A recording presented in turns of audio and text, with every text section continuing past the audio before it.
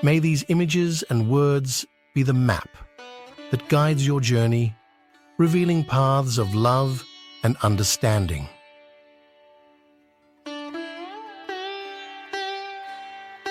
He said, it's better to walk alone than to walk with a fool. If you want, consciously you can evolve in this evening.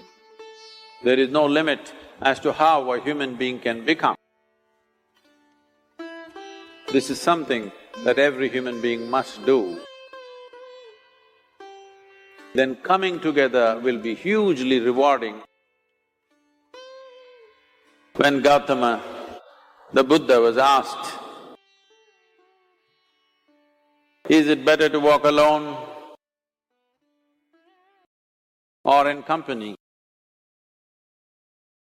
He said, it's better to walk alone than to walk with a fool.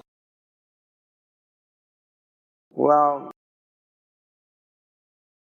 that's him, not me. He was quite sure that only a fool will walk with you. So he said, it's better to walk alone than to walk with a fool. Certain lore in this country says, when you want to do a short and quick journey, walk alone. When you want to do a long journey, walk in company. But the important thing is, who is walking with you? Not always being together is a good thing. Many times, being together can be a nuisance. So, first and foremost, unless you are a twin, even then, we come alone and we go alone. If one does not know how to be by himself or herself, then being together can be a lot of nuisance. We are referred to as human beings. Human beings means every other creature is what it is simply because of what it does. But a human being can simply be, which is a unique quality of the human being, that we can simply be, that we are not compulsive action, that's what it means. Our action is conscious and judicious. But generally, when people get together, generally, people are in compulsive action. It can be an association where there could be a purposeful action, or it can be a gang where there can be more purposeful action, or it can be a crowd which can be a compulsive action. So essentially, to be human means we have reached that point of evolution within ourselves that if we wish, we can simply sit here, just be. We can consider as to what action to take and what not to take. This is definitely individual. When individuals come together, we say, it's we in plural, but still it is individuals who have to come together. To be an individual means you are not further divisible. That means you're just one. People find different ways to divide themselves within themselves. In India, with 8,000 years of cultural history, we have invented various words to divide ourselves. It's very common for people to talk in terms of Atma, Paramatma, Ahankara, this one and that one. But every culture has this in their own way. When things are going right, when good things are being done, if you ask people, they say, yes, I did it.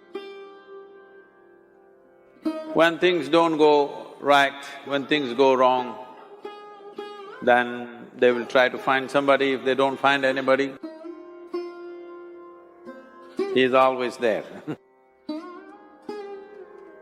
When they are very wonderful, of course they take pride in being how wonderful they are. When they turn nasty, they say, it was my ego. Mr. Ego is always a fall guy.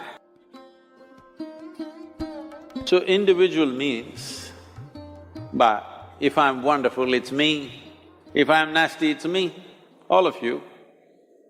Are you 24 hours wonderful? Hello? Are you 24 hours wonderful? No, sometimes wonderful, sometimes nasty, sometimes beautiful, sometimes ugly. It's okay.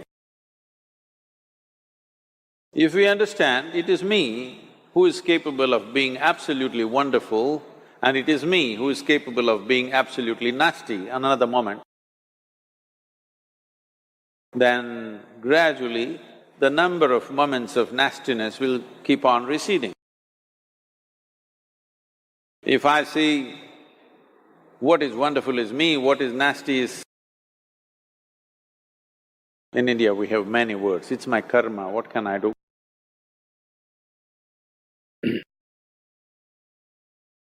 Now, you must fix this. Being an individual is very important, that means you're not further divisible. If I'm wonderful, it's me, if I'm nasty, it's me. If I succeed, it's me, if I fail, it's me. You have to fix this. I'm just asking you a simple question. Within this, how many people? Hello? How many people within you? 1, 2? Only one. If you're one, you're a normal human being. If you're more than one, you're either schizophrenic or you're possessed. You either need a psychiatrist or an exorcist. But you will see whenever things don't go right, another guy will pop up from somewhere. So, becoming an individual means you killed all those pop-ups and just said, this is me. This what is me has many dimensions. If I don't see this is an individual, I cannot divide this further, then transformation will not happen. If transformation does not happen, if people come together in that state, there will be more mess than solutions. All creatures hang out together. Whether it is various wild creatures, most of them hang out together. Even monkeys who are just one step behind us, they are also in bunches. It is only human being who can sit alone and transform himself or herself, because this is the prerogative of being human, that we can simply be. This is why you are called human being, you are capable of being. You are not in a compulsive state of activity. If you want, consciously you can evolve. In this evening you can evolve, if you're willing. It doesn't take 1,000,000 years, because our evolution is not biological anymore, our evolution is conscious. For every other creature, it is fixed. Nature has fixed 2 lines within which every other creature lives and goes. But once you have come as a human being, there is only bottom line, there is no top line. There is no limit as to how a human being can become. So before we associate ourselves with people, it'll be good every day in the morning or a certain period of your life, if one withdraws to spend a little time with oneself. and see how, in what ways can this be little better than the way it was yesterday? This life, how it can be a little better life than what it was yesterday, because most people are coming together for their needs. To fulfill needs, people come together. Some people come together to fulfill a purpose or a cause. Some people come together to eat, drink and be together because they cannot be alone. This is something that every human being must do. A certain period of time, you do one thing, just 24 hours, take a break from everything, not today, right now you're among people. You take a break sometime, just 24 hours. And don't read, don't watch television, don't use the phone. Simply sit in your room, alert, not sleeping. And if you watch the nature of your mind, you yourself will certify, this is a madman. Because for most people, their mind cannot stay on any one thing. Unless they're in activity, simply they cannot be here. In compulsive state of psychological activity is on. When you are like this, you cannot be. That means you cannot be a human being. Being has to happen. Only then togetherness will be very rich. If you know how to be by yourself, then coming together will be hugely rewarding and of tremendous value. That means we came together consciously. If we want to live well, both externally and internally, how well we live here simply depends on how well we manage our surroundings and how well we manage ourselves. Fundamentally, life is management. If you don't know how to maintain your body, your mind, your emotion, your situations, your life in general, your home, your communities, nations and the world,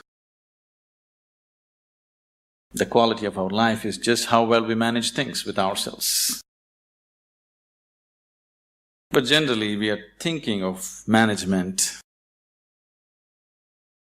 We are applying ourselves to management only in terms of business management or industry management or… Generally, we are talking management only with economic situations, not life as a whole. In many ways, it's unfortunate that today the most predominant factor that rules the planet has become economics. The other aspects of life have been totally pushed to the corner. When economics rules, when economics is the only thing that we are thinking about, we will tend to become very gross and unhappy in so many ways. What I see is, we are conducting various levels of programs to very top-level executives in some big corporations in the world, major corporations in the world. What I see is people who have failed in their lives, they're suffering their failure. People who have succeeded in their life, they're suffering their success. If you suffer your failure, it's okay, because failure comes easy. If you suffer your success, that is tragedy, because success doesn't come easy. So, something that you worked for, something that you always longed for, something that you wanted to create in your life, when it happens, if you start suffering that, that's the real tragedy of life. But a large number of successful people on the planet are suffering their success. When I say suffering their success, If you look at people, look at yourself and see, you're still young people, most of you. When you're 5 years of age, how happy you were, and today how happy you are.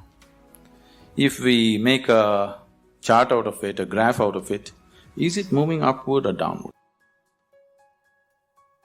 In 24 hours' time, how many moments are you really happy?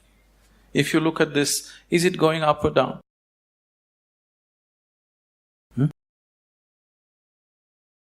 Is it going up or down? Down. So that means you're a bad manager. Because after all, everything that you did in your life is in pursuit of happiness, isn't it? All that you're doing in your life, you're doing it because you believe that is your happiness. You educate yourself, you pursue careers, you build families, you run after your ambitions. So many things you do because somewhere you believe fulfilling those things will bring you happiness.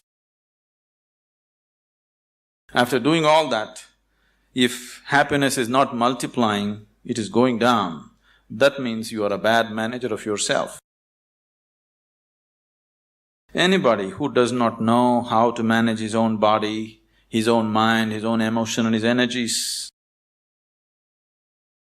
if he is managing outside situations, he is only managing them by accident, not by intent, the way he wants it.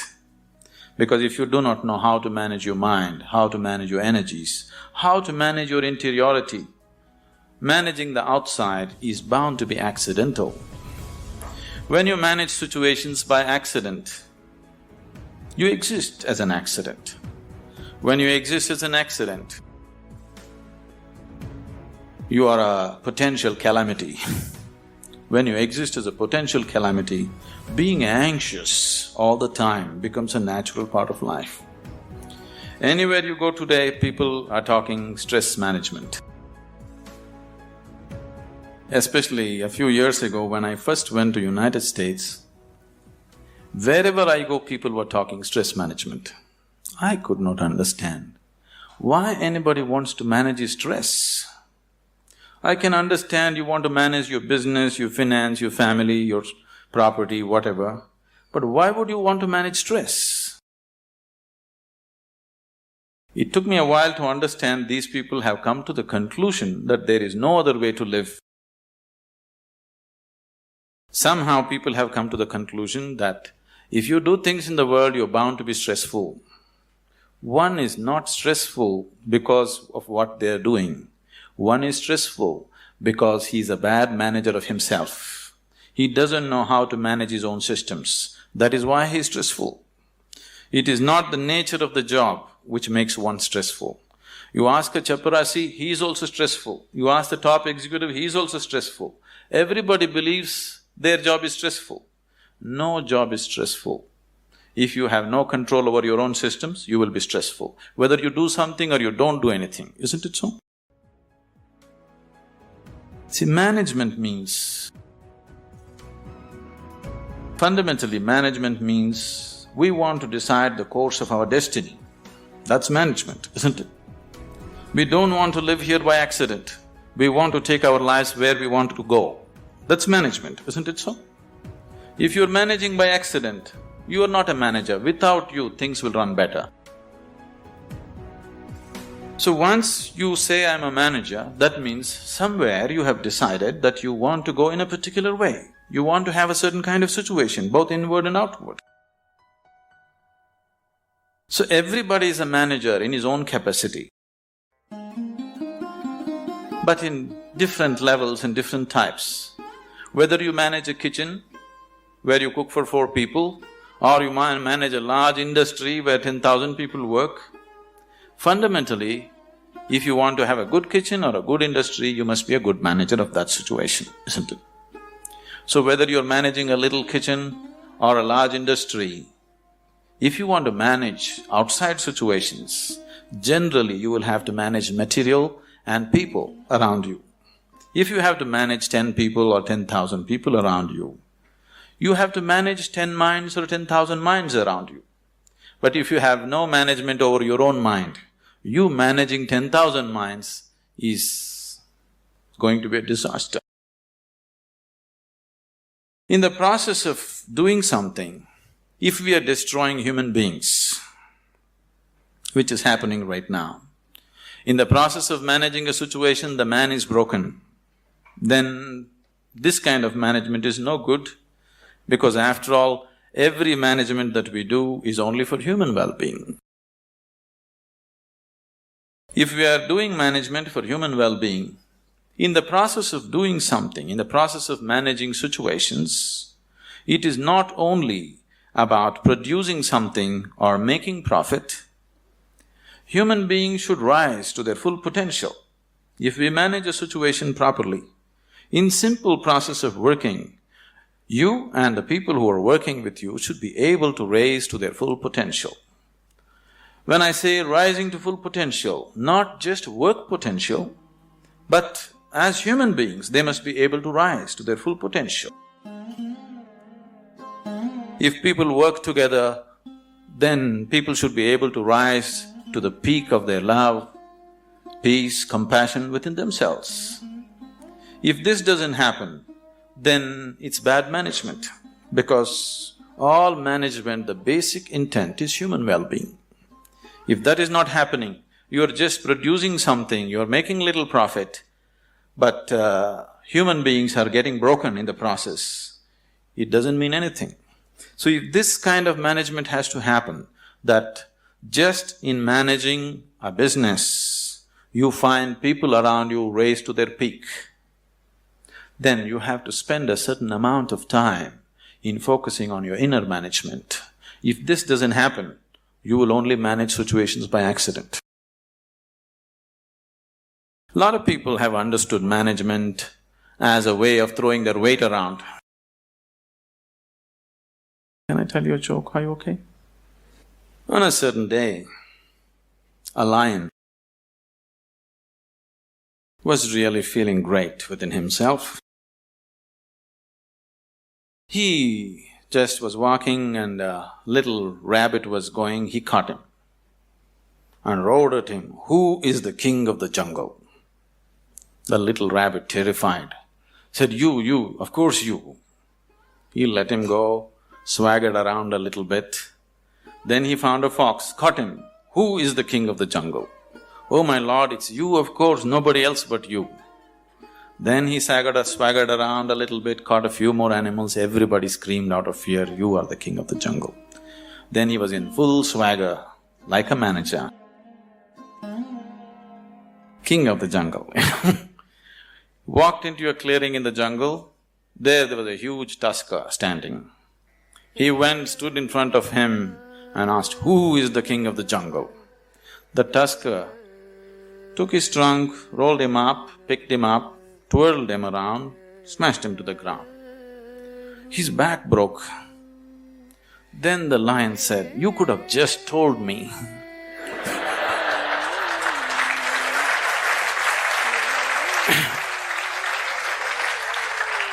But the tusker said, "You see, I had to make my point." So, a lot of people generally are thinking management means just throwing their weight around. Throwing your weight around is not management, any fool can do that. If you manage a situation, not just things happening there, people should feel elevated, just being in that space. Otherwise, it is not management. Above all, if you go to your place and you manage a situation, you must feel wonderful being there. If that doesn't happen, you are not a good manager. So if this has to happen, you need an inner dimension. When I say inner dimension, what is inner dimension? When I say inner, I'm not just talking about the body or the mind, because both this body and mind you gathered from outside in certain ways, isn't it? For example, this physical body, when you were a child, this body was only this much. Now it's become this much. How did this happen? How did this happen? That's a question. How did this happen?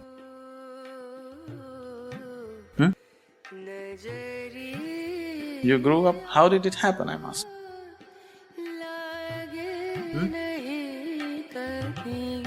Sorry?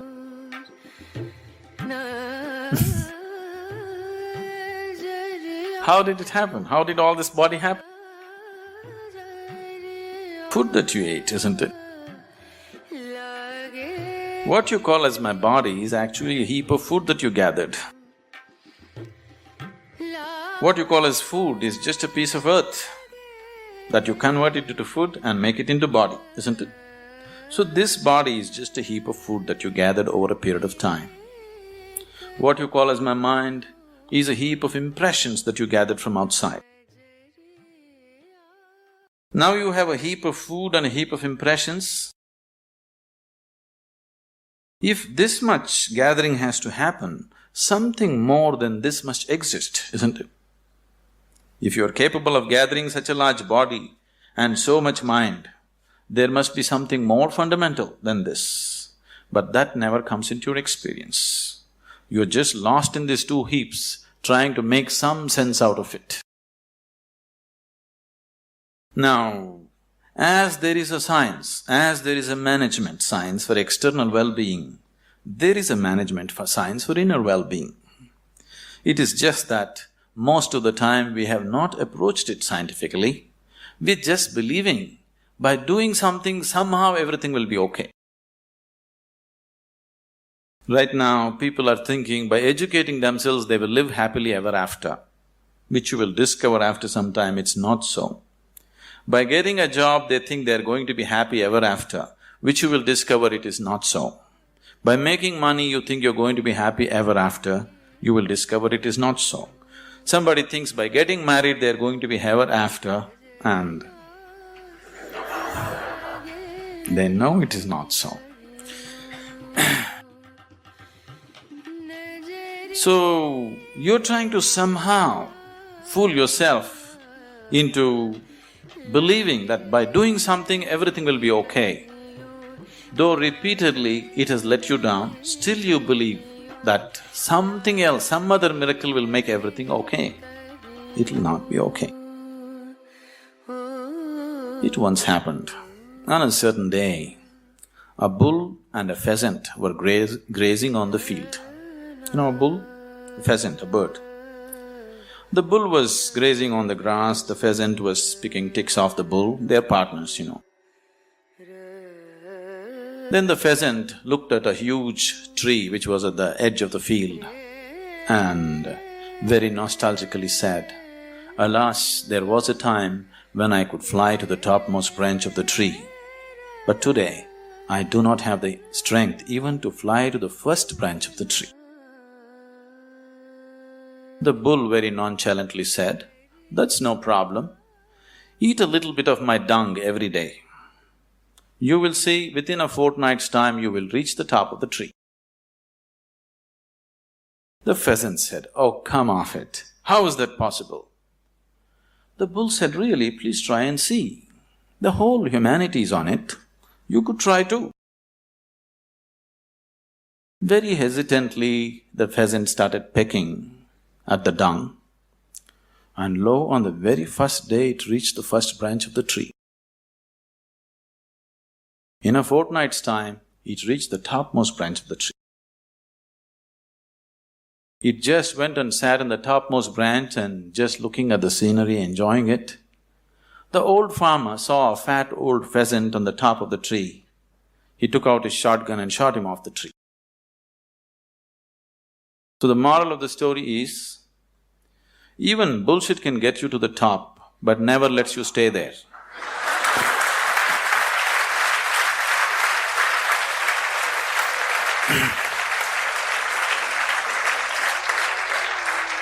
So, if you are seeking a life of fulfillment, if you are seeking a life of joy and peace and well-being within yourself, don't try to bull yourself in some way. You must do the right thing, otherwise it won't work. Now that you are managers or to be managers, probably, definitely, I hope they have taught you that unless you do the right thing, it doesn't work with outside. The same goes with the inside. Unless you do the right thing, it just doesn't work. You may just bull yourself to believe that this will make me all right, that will make me all right. Yes, for a moment, but the next moment you crash. Please see, successful people, unsuccessful people, just look at their lives and see in 24 hours, how many moments are they really joyful? How many? You go on the street and see how many joyful faces do you see on the street? Very, very few, isn't it so? Yes? If you see any, usually they are young faces. Over 30 faces are all long faces. What's happened to them? For most of them, their lives have worked out far better than they ever imagined. If you look at yourself as a generation, never before another generation of people have been this comfortable and this well physically as you are right now, isn't it? Isn't it so? We are the most comfortable generation. No other generation has known these kind of comforts and conveniences. But still, are we any happier than what people were? This is simply because we did not do inner management. We just did external management, no inner management. In the process of creating what we want, the very source of our life, this planet, we're just destroying, isn't it? In pursuit of our happiness, we are just making a bonfire out of this planet. But still we are not satisfied, nor are we any more joyful than what we were 500 years ago as people were, isn't it? So somewhere we have neglected the interiority. So to turn inward, what is needed? One reason why most young people here have never made any effort to turn inward is because today, any thinking person, the moment he can read ABC, speak English and he has extra alphabets next to his name, he develops an allergy towards anything spiritual. This is not your fault. These so-called spiritual people have made such jokers out of themselves. They have presented spirituality in such terrible ways, ridiculous ways, that anybody who has any sense doesn't want to go anywhere near it. See, a spirituality means to know something which is beyond the physical. Right now, if you exist as a physical entity, as a body, as a mind, because both these things are accumulations from outside, whatever happens outside will happen inside. If what happens outside begins to happen within you all the time, then you being peaceful and happy is always accidental. Because it doesn't matter who you are, how powerful you are, how great a manager you are, external situations will never be 100% in your control. That's the nature of the life. Even if you're just two people in the family, still you don't have absolute control over the situation, isn't it so? As the scope and play of your life increases, you have less and less control over the situations in which you live. That's the reality of life. So if whatever is happening outside is happening within you, you being peaceful and happy in your life is a faraway thing, it's never going to happen. Only when a person begins to experience a dimension beyond the physical within himself, then he can play with the physical world whichever way he wants. He can do the best that he can do with the outside world, but the interiority is undisturbed, always the way you want it. The outside world will not happen the way we want it 100%. At least the inner world should happen the way we want it, isn't it so? Isn't it so? The outside will never happen 100% the way we want it. That's the reality of life. But at least this one should happen the way we want it. If this is also not happening the way you want it, if your body, if your mind, if your emotions, if your energies are not functioning the way you want it, then this is the worst kind of slavery, because somebody else decides what should happen within you. If somebody else decides what should happen around you, that itself you call it slavery, isn't it so? Yes? Are we in talking terms or no? Oh, that's fine. If somebody decides what should happen around you, that itself you call as slavery. But if someone decides what should happen within you, is it not a more horrible way of being a slave? But please see, the whole world is in it. The only consolation is everybody is like this. Now that you're learning management as a science, I would like you to understand there is a whole science of inner management. If you don't learn that, you may manage businesses, you may manage industry, but still you will not live a life of fulfillment and well-being. If you want to live a life of fulfillment and well-being and offer the same to people around you, it's extremely important you know what it means to manage your interiority.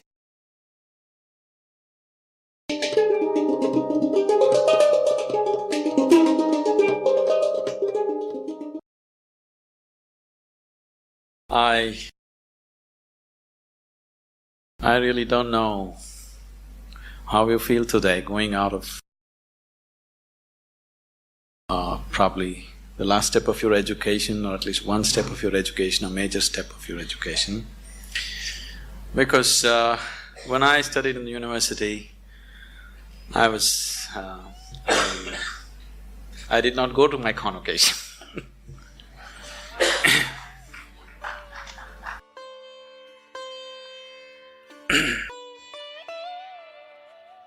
Somewhere, right from my childhood. Are you okay for a story? Right from my childhood, the education that I received, though they sent me to the best possible schools around, it didn't mean anything to me. Because my sense of listening and looking at people was such. When the teachers were talking whatever, chemistry, biology or mathematics, one thing I could clearly see was whatever they were saying didn't mean a damn thing to them. And I was not willing to listen to anything from somebody who is talking something which doesn't mean anything to him. So, I always looked at the teacher.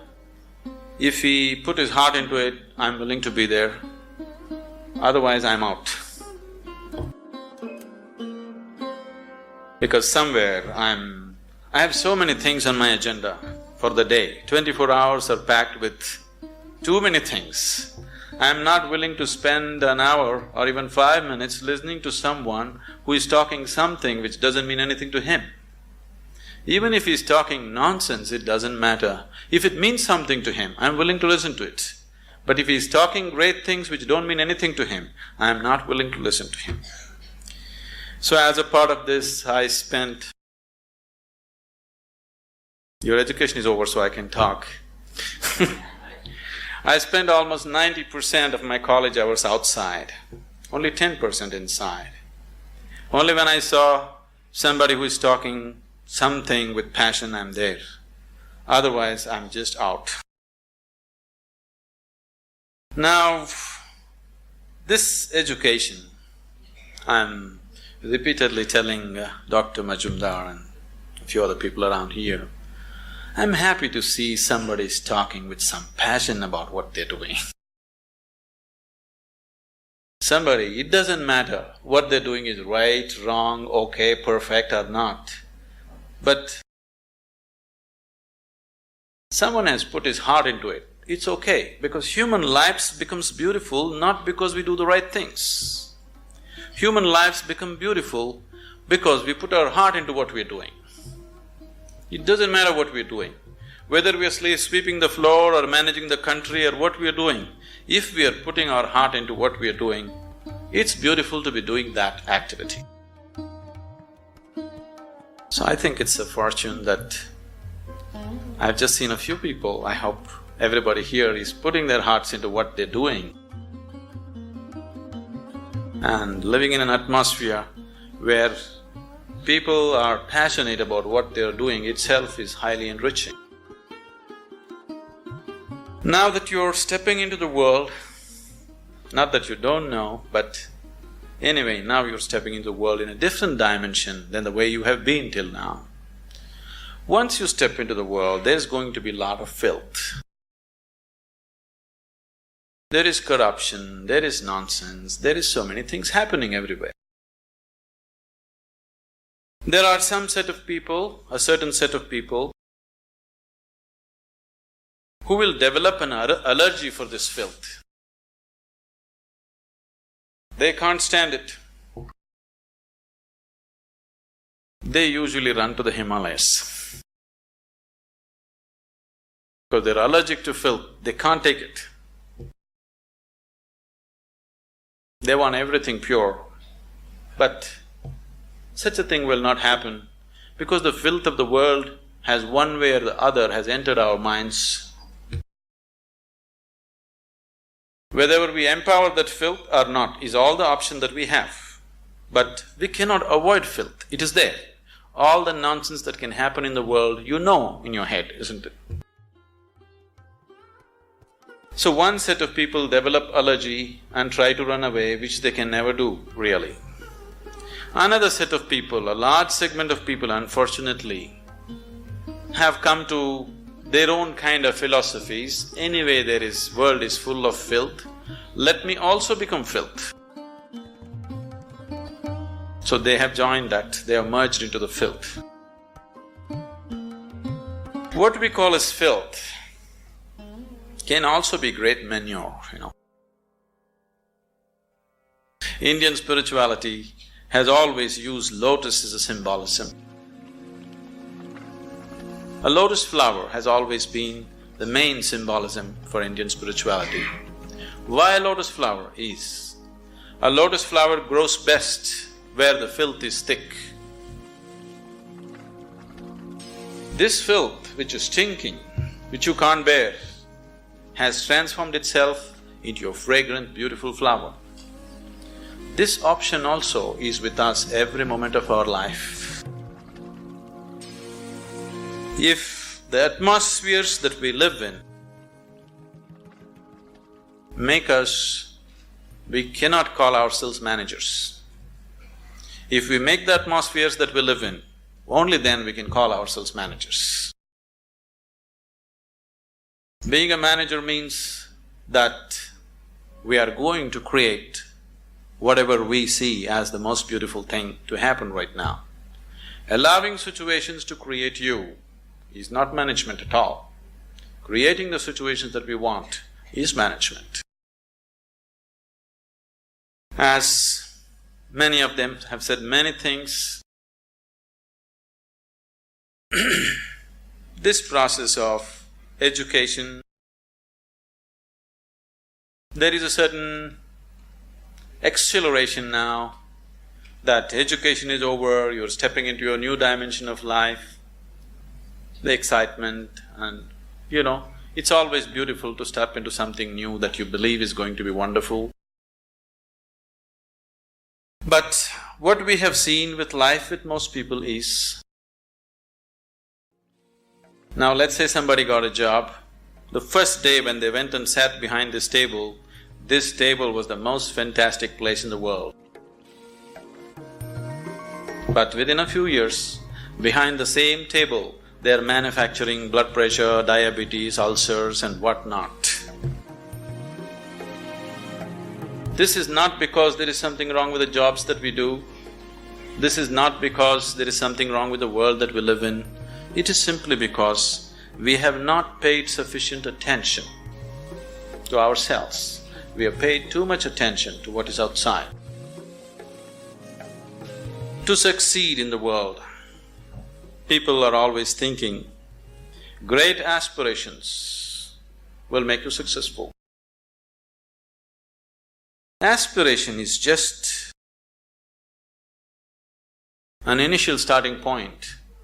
Just because you aspire for success, just because you aspire for prosperity, just because you aspire for well-being, it doesn't happen. Success, prosperity, well-being happens because you have made yourself capable of creating those things. Everybody aspires. Who is not aspiring for success in the world? Everybody is aspiring. Even a beggar on the street is trying to be a successful beggar, isn't it so? Every human being is aspiring for it, but only those who have made themselves capable will succeed. Making yourself capable not only in terms of management skills and other things, but that is needed too, but making yourself capable as a human being to go through situations untouched, to be like a lotus flower, even if you're in the filthiest of situations, to maintain your beauty and fragrance. If one has this, he will float through this life untouched. If one doesn't have it, life will eat him up in so many ways. It's my wish and my blessing that this new set of managers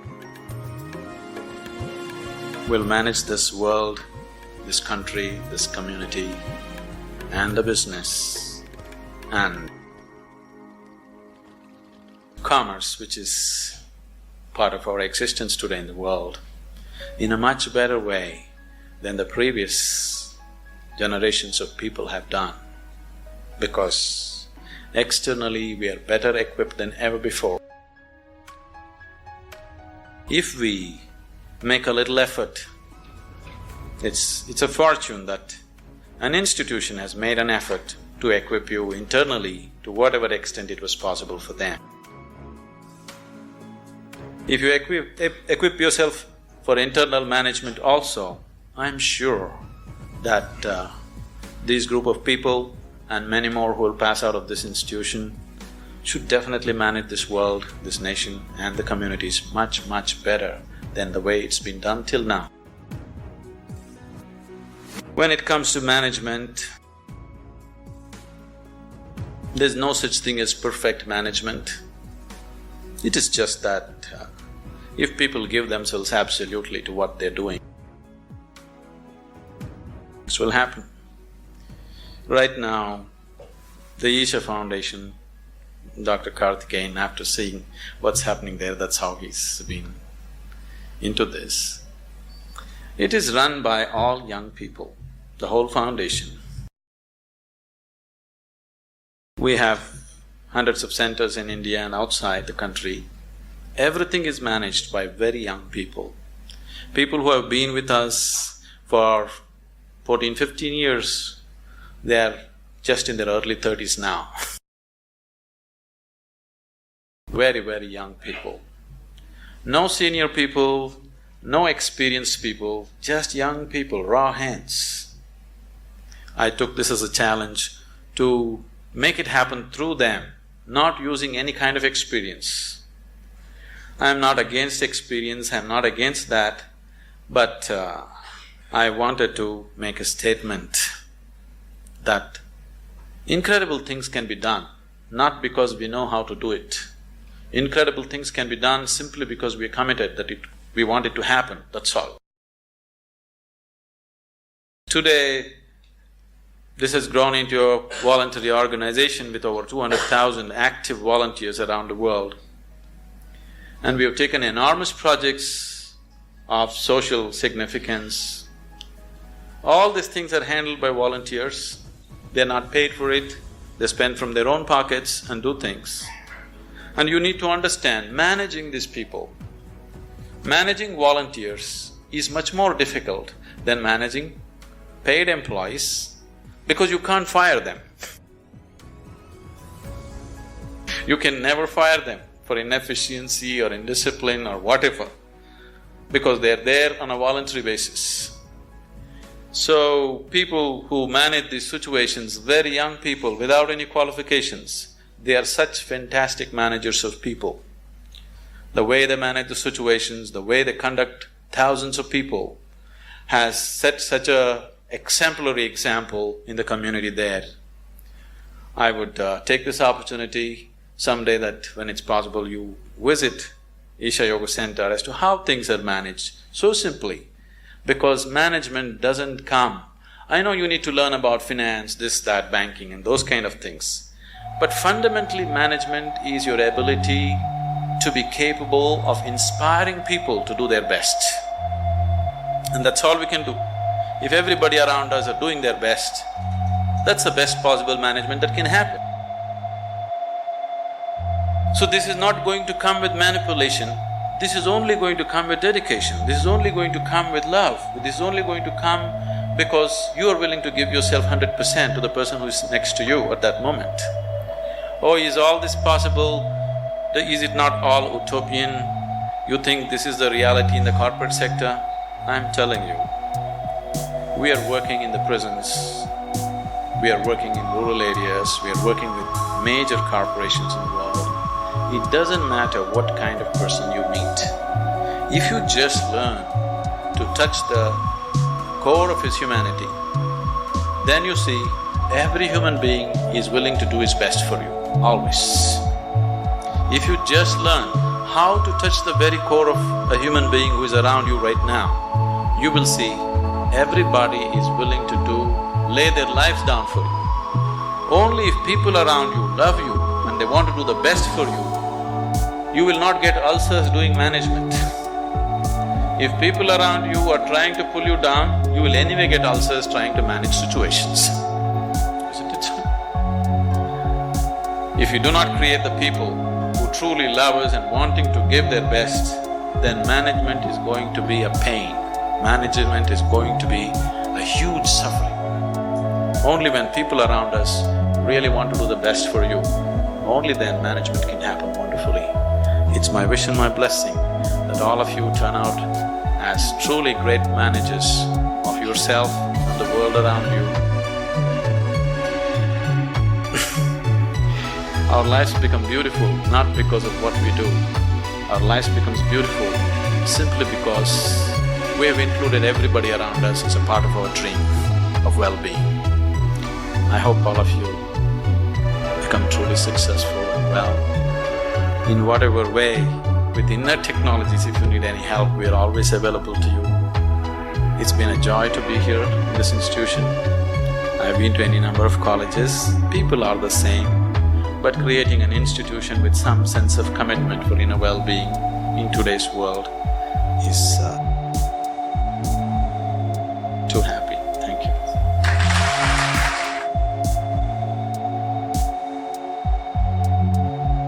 Continue your journey of self-discovery and consciousness expansion with us.